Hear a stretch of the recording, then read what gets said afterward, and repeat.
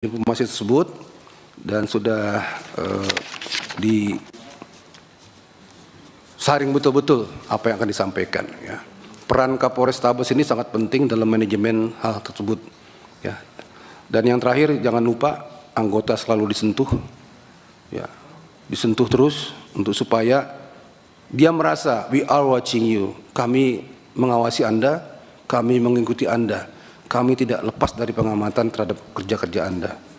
Ya. Supaya dia tidak merasa sendiri, dia tidak merasa juga dibelakangkan.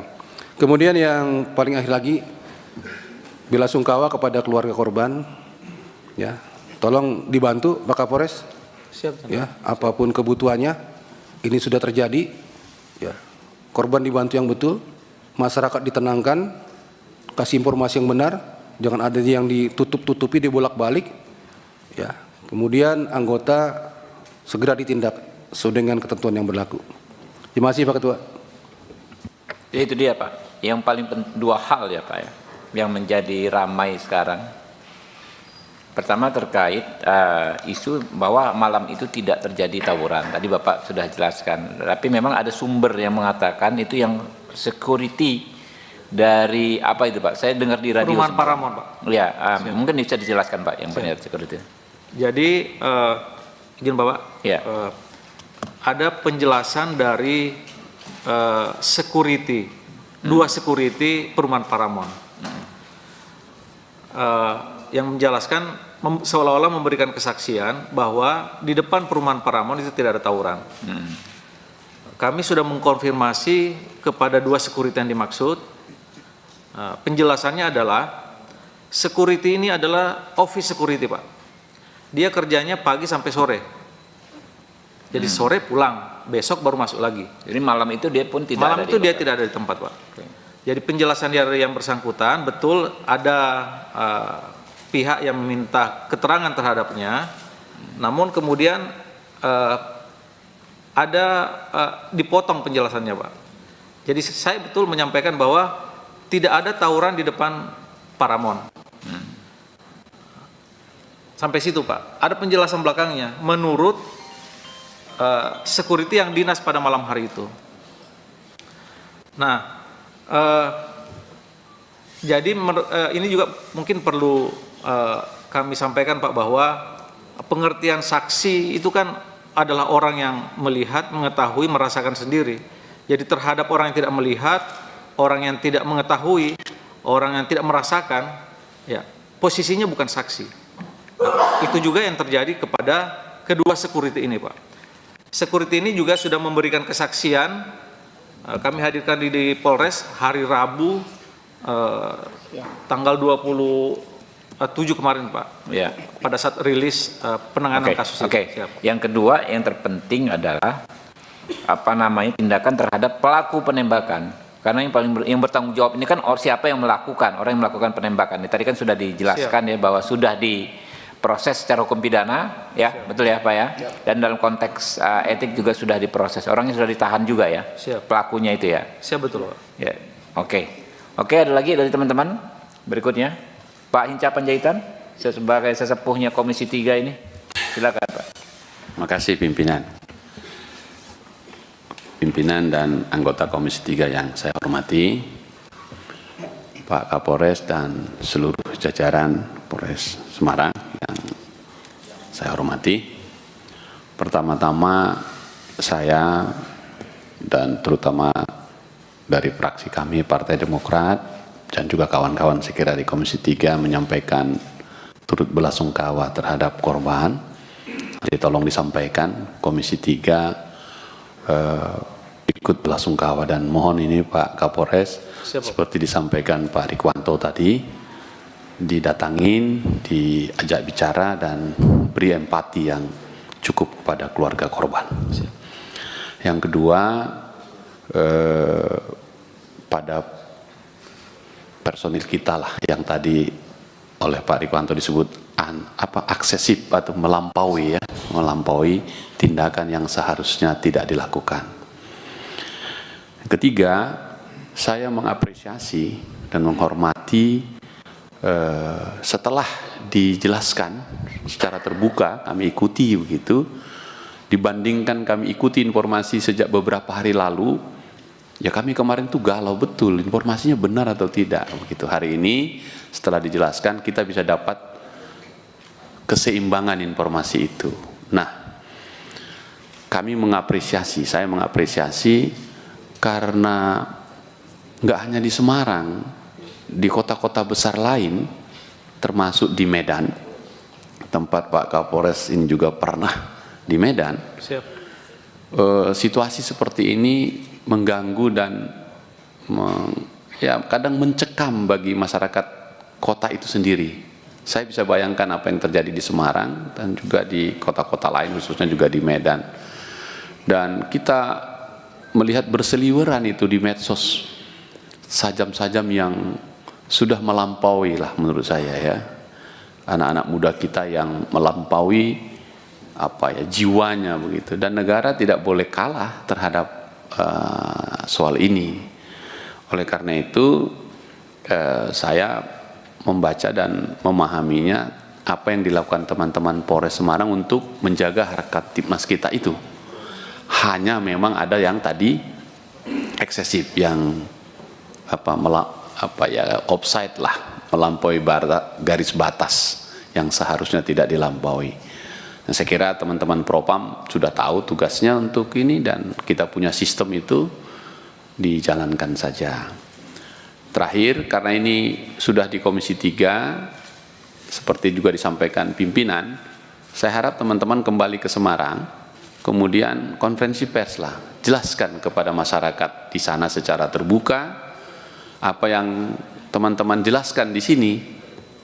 Mungkin belum semua bisa mengikuti apa kita pagi ini, rapat kita, tapi sekembalinya jelaskan, dan kemudian kami minta sekembali dari sini Pak Kapolres langsung mendatangi rumah atau keluarga korban untuk menyampaikan duka dan empati dari kita semua, karena kita kehilangan anak muda kita yang harusnya punya masa depan, tapi terpaksa harus kehilangan nyawanya dan kehilangan masa depannya. Sekaligus ini pelajaran bagi anak-anak muda yang bentuk-bentuk geng seperti ini, tawuran-tawuran seperti ini, untuk diambil hikmahnya agar tidak terjadi lagi kejadian yang serupa.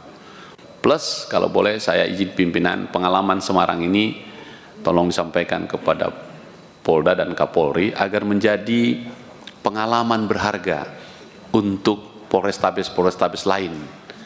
Bahkan ada yang tidak Polres kota besar, Polres biasa pun tawuran ini juga ada. Ya, jadi supaya ini kita ambil pelajaran dan hikmahnya untuk kedepannya.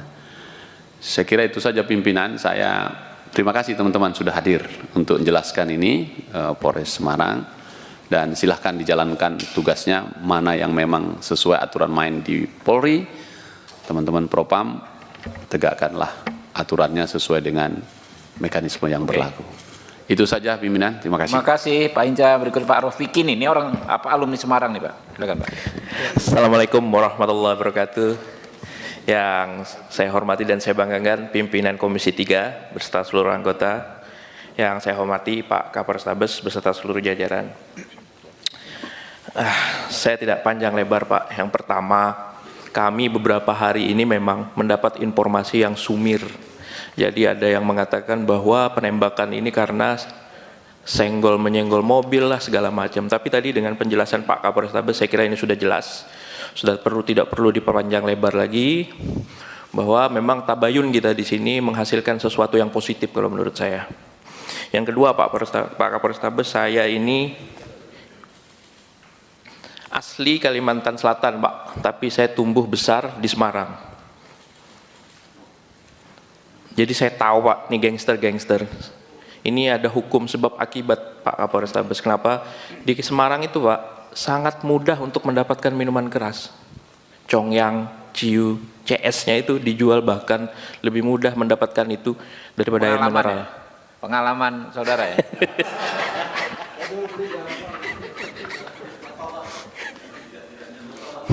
Bahkan saya bilang apoteker-apoteker di pinggir jalan itu yang jual minuman di mix segala macam itu di seputaran stadion Diponegoro segala macam. Nah itu harus ditertibkan Pak Kapolrestabes, karena biasanya biang keroknya tuh dari sana. Biang keroknya nggak jauh-jauh tuh dari itu. Di depan rumah saya Pak Kapolrestabes, terus terang di Semarang, saya juga kaget nih, ada geng matador. Saya kira matador itu tim apa gitu loh, tim bola atau apa, ternyata geng. Nah ini saran kami Pak Kapolrestabes, ini segera harus ditindak, terukur tapi tindakannya, karena ini kita tahu semua anak-anak masih di bawah umur. Kita harus bimbing mereka agar segera keluar dari hal-hal ini. Dan yang menarik Pak Kapolrestabes, di 2024 ada berita yang cukup menyentak terkait tawuran geng yang dibiayai oleh judi online. Nah ini tentu menjadi permasalahan yang baru lagi nih. Ini saya kira harus ditindak tegas oleh Pak Kapolrestabes. Yang kedua tadi, kalau memang benar ini ada dana dari judi online, nah ini juga harus diungkap ke publik. Siapa ini yang memberi? Kan mesti ada yang mentransfer, ada yang ngasih duit tuh.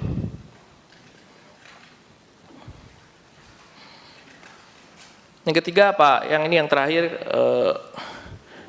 saya tadi ketika melihat penjelasan tadi kan ada kejar mengejar Pak. Kalau tidak salah di depan Indomaret itu kan tadi ada kejar mengejar. Nah kejadiannya itu kan kalau tidak salah di seputaran Sampokong itu kan cukup sepi. Saya tahu biasanya kalau yang di area depan itu di Sampokong itu sore menjelang malam itu ramai, tapi kalau yang agak ke dalam memang agak sepi. Nah ini juga harus dijelaskan ke publik Pak. Jadi jangan nanti bias di media itu macam-macam Pak. Jadi agar citra Polri yang sudah baik ini tidak ternodai dengan hal ini. Terima kasih Pak Kapolrestabes. Assalamualaikum warahmatullahi wabarakatuh. Waalaikumsalam warahmatullahi wabarakatuh. Dari sayap kiri, Bu Dewi. Bu Widya. Nah, Pak Wayan. Ya, silakan. Senior kita nih, silakan senior. Assalamualaikum warahmatullahi wabarakatuh. Salam sejahtera bagi kita semua. Om Swastiastu, Namo Buddhaya, salam kebajikan.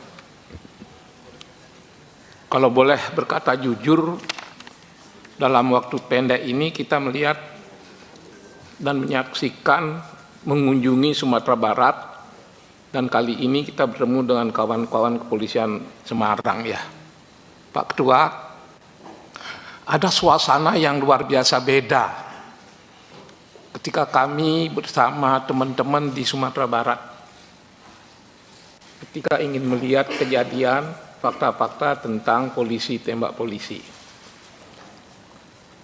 Kali ini suasananya bukan hanya panas, tapi malah teduh gitu. Apa ini karena kepemimpinan Komisi 3, atau karena Kapolrestabes yang luar biasa, atau memang kasusnya berbeda? Jika iya berbeda, berikan gambaran kepada kami Pak Kapolres beserta jajaran. Berikan gambaran kepada kami agar kami bisa yakin ini memang berbeda dengan Sumatera Barat. Berikan kami gambaran. Kenapa? Kami mencintai polisi Pak. Anggaran bertambah, kewenangan luar biasa, itu bukti kecintaan kita. Selalu ada nasihat bahwa tanpa polisi sehari saja Indonesia akan rusak. Seminggu lebih rusak lagi. Karena itu polisi penting. Nggak usah diragukan kecintaan kami pada polisi. Dalam rangka kemitraan, tugas kami adalah terus-menerus memperkuat polisi dengan memperbaiki citranya. Jika nanti ada 1-2 masukan dalam kerangka itu, tolong ditangkap secara serius. Mungkin nadanya memang berbeda, suasananya berbeda. Sekali lagi jelaskan itu. Pak Kapolrestabes, kalau kita boleh berkaca pada situasi akhir-akhir ini, apa yang menjadi tugas pokok ke dalam, evaluasi ke dalam? Yang paling mendesak adalah 2 Pak. Pertama soal kekerasan. Mudah-mudahan ini jadi momentum, besok tidak ada kekerasan lagi. Tidak ada lagi polisi nembak masyarakat. Mudah-mudahan. Yang kedua, selalu ada hikmah. Dalam sebuah kejadian selalu ada hikmah. Baru-baru ini melalui pemilu-pemilu, kita sangat berat meyakinkan masyarakat bahwa bagaimana polisi harus independen. Tapi kan aspirasi terus-menerus datang. Dengan izin ketua, kewajiban kami adalah aspirasi yang kami dapat kami sampaikan kepada saudara-saudara kepolisian, khususnya Pak Kapolresta. Pak, jika Bapak bukan orang luar biasa, nggak mungkin seorang kombes sembarangan bisa duduk di kota Semarang, Pak. Pasti Pak luar biasa, Pak. Oleh karena itu, dua ini tolong diperhatikan. Kenapa? Isu parcok sekarang menjadi dilematis. Tapi mudah-mudahan kita ambil hikmahnya saja. Tapi yang paling merepotkan kami adalah dalam waktu 1-2 hari ini, Pak. Orang mulai mengusik senjata yang dipegang polisi, Pak. Mulai diusik. Apa masih perlu kepolisian pegang senjata? Bisa Bapak gambarkan nggak di mana kelemahan-kelemahan SOP yang berkaitan dengan senjata, sampai senjata itu dengan mudah yang harusnya melindungi rakyat, tapi malah, maaf ya, bukan hanya membunuh rakyat, tapi bisa membunuh polisi. Ini hati-hati karena kajian, walaupun belum berupa undang-undang, kajian yang ada tentang bagaimana polisi cukup bermodalkan pentungan di berbagai negara maju, kelihatannya perlahan tapi pasti kita akan mengarah ke sana. Berikan gambaran kepada kami betapa masih pentingnya senjata itu dipegang. Pak Kapolrestabes, jika mengacu pada literatur, Polri ini sipil, Pak. Polri ini sipil. Dan saya tidak boleh malu-malu harus mengutip pasal 30 ayat 4 Undang-Undang Dasar yang menyebutkan, saya baca saja biar kami menyampaikan ini berdasarkan pesanan dan aspirasi yang ada. Apa bunyi pasal itu? Di situ disebutkan bahwa Kepolisian Negara Republik Indonesia sebagai alat negara yang menjaga keamanan dan ketertiban masyarakat bertugas melindungi, mengayomi, melayani masyarakat dan menegakkan hukum. Itu ciri dari polisi sipil. Apa yang membedakan polisi sipil dengan tentara misalnya? Polri adalah sipil, karena itu dia non-kombatan, non-tempur. Apa yang membedakannya dengan tentara? Tentara kombatan, tempur. Akhirnya kami capek menjelaskan kepada masyarakat bahwa polisi masih perlu pegang senjata. Ada literatur yang akhirnya tadi pagi saya temukan, sesungguhnya polisi itu tidak perlu pegang senjata, kecuali sedang menghadapi kasus-kasus berat tertentu. Apa itu? Terorisme, kejahatan besar. Hanya itu yang polisi boleh pegang senjata. Itu pun dengan izin. Lalu ada catatan yang mengikuti kapan senjata itu dikembalikan. Melihat bayang-bayang ini, maka mulailah jika polisi itu masih boleh pegang senjata, gunakan secara baik. Jangan digunakan untuk menghadapi rakyat. Sekarang khusus kepada Pak Kapolrestabes yang saya dengar reputasinya bagus. Ya, saya dengar. Karena itu saya berharga untuk menyampaikan saran. Pak, jangan pasang badan melindungi anggota dalam kasus ini, Pak. Cintai kepolisian dengan bertindak tegas. Kalau dia salah, lakukan kesalahan. Karena kalau di Sumatera Barat kan sudah ada proses persidangan dan dipecat. Lalu di Semarang Bapak sudah melakukan apa? Dan akan melakukan apa terhadap hal ini? Satu tujuannya agar masyarakat tenang, masyarakat merasa aman. Polisi masih boleh pegang senjata, tapi polisi itu tidak mengarahkan senjatanya ke masyarakat. Apa yang akan Bapak lakukan sebagai terobosan agar kejadian ini tidak terulang? Sebenarnya kami ingin menagih janji dan sejenis komitmen. Bisakah pastikan bahwa di Semarang, bahkan juga di Indonesia, mulai besok tidak ada lagi penembakan oleh polisi karena SOP-nya sudah ada. Lalu di mana letak kelemahan SOP itu kok polisi masih menggunakan senjata untuk nembak kawan, nembak masyarakat? Itu saja yang bisa saya sampaikan, Pak.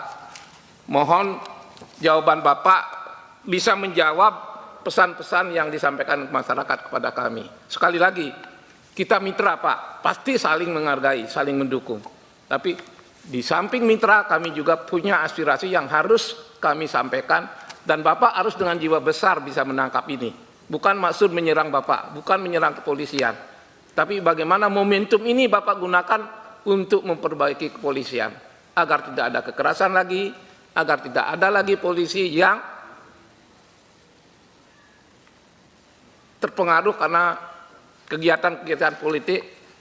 Sekali lagi, polisi harus segera menunjukkan dirinya sebagai lembaga yang independen. Terima kasih. Terakhir Pak Rudi mungkin ya, Pak Rudi Lalo ya. Silakan Pak Rudi. Terima kasih pimpinan. Saya hormati pimpinan dan anggota Komisi 3, Pak Kapolrestabes dan dari Polda Jawa Tengah. Hadirin yang sama berbahagia, Assalamualaikum warahmatullahi wabarakatuh.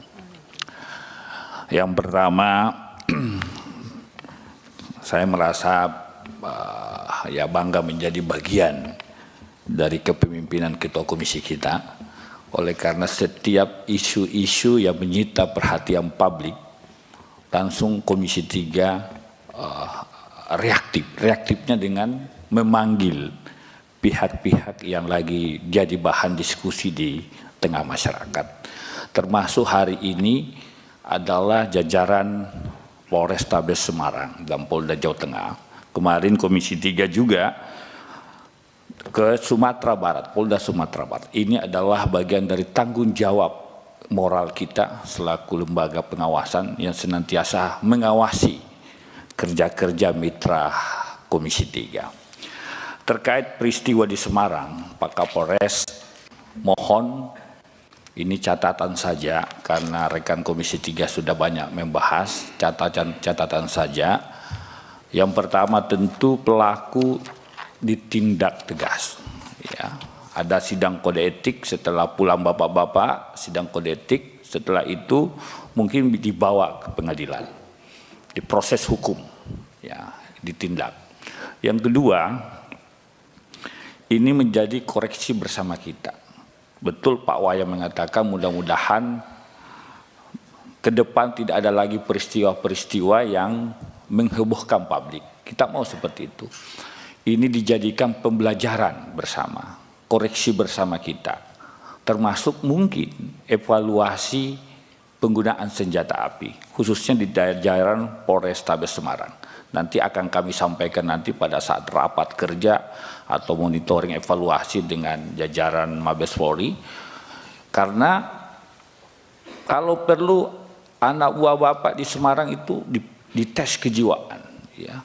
Kemudian kalau perlu dites kembali praktek menembaknya, karena susah mendapatkan senjata, ada syarat-syaratnya. Ini perlu mungkin ini evaluasi Pak, supaya momen peristiwa seperti ini tidak terjadi lagi. Yang kedua, Pak Kapolres, saya berharap Bapak pulang ke Semarang nanti, isu-isu di luar yang jadi pertanyaan-pertanyaan publik, misalkan ada upaya-upaya bikin video yang lagi viral di media, itu dibantah semua Pak. Komprehensif saja Pak, luruskan dan murnikan kasus ini supaya betul-betul publik Indonesia mendapatkan pencerahan. Saya kira itu pimpinan, hanya catatan-catatan saja. Terima kasih. Assalamualaikum warahmatullahi wabarakatuh. Ya, rekan-rekan semua, Pak Kapolres, Pak Kabid Propam, ya, ini dari Serse Polda